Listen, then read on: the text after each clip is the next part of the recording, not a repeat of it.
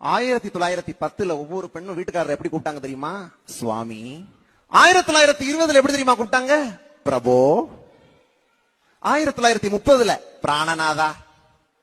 1940 நாதா. 1950 மணவாளா. 1960 மணாளா. 1970 அத்தா. 1980 மச்சான். 1990 மாமா. 2000 என்னங்க, 2005 ஏனுங்க, 2014 ஏய், 2024 டேய். கல்யாணம் ஆன ஆம்பளைக்கு ரெண்டு பிரச்சனை சார். இந்த சபையில நான் சொல்றேன், கல்யாணமான ஆம்பளைகளுக்கு ரெண்டு பிரச்சனை.